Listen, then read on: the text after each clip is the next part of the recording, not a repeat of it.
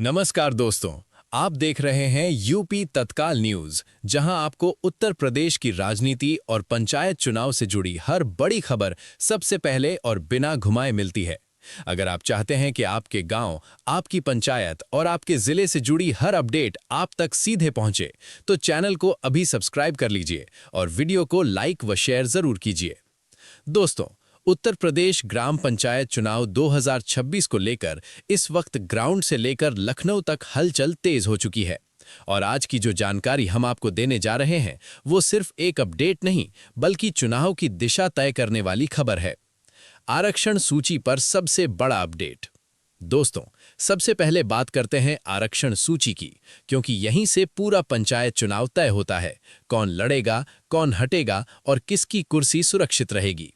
सूत्रों के मुताबिक इस बार आरक्षण पूरी तरह रोटेशन के आधार पर होगा, यानी 2021 में जो सीट जिस वर्ग के लिए आरक्षित थी, वो 2026 में उसी वर्ग के लिए रहना जरूरी नहीं है। इसका सीधा मतलब ये है कि कई मौजूदा प्रधानों की सीट इस बार हाथ से निकल सकती है। ओबीसी आरक्षण बना सबसे बड़ा पेंच। अब आते हैं उस मुद्दे पर जिसकी वजह से पंचायत चुनाव कोर्ट तक पहुंच सकते हैं। दोस्तों, ओबीसी आरक्षण को लेकर अभी भी सबसे बड़ा पेंच फंसा हुआ है। समर्पित पिछड़ा वर्ग आयोग का गठन अभी तक नहीं हुआ है।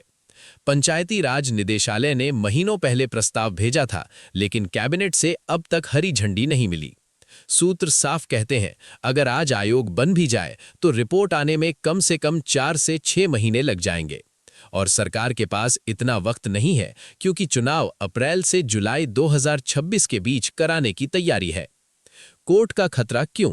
दोस्तों, सुप्रीम कोर्ट के स्पष्ट निर्देश है कि ओबीसी आरक्षण बिना आयोग की रिपोर्ट के लागू नहीं किया जा सकता। अगर सरकार ने बिना रिपोर्ट चुनाव कराए तो चुनाव बाद में कोर्ट में चुनौती झेल सकते हैं। यही वजह है कि सरकार इस वक्त समय पर चुनाव और कानूनी जोखिम, इन दोनों के बीच संतुलन बनाने की कोशिश कर रही है। SC/ST आरक्षण और परिसीमन का असर। दोस्तों, SC/ST आरक्षण इस बार 2011 की जनगणना के आधार पर तय किया जाएगा। लेकिन दोस्तों, परिसीमन के बाद कई इलाकों की जनसंख्या संरचना बदल चुकी है।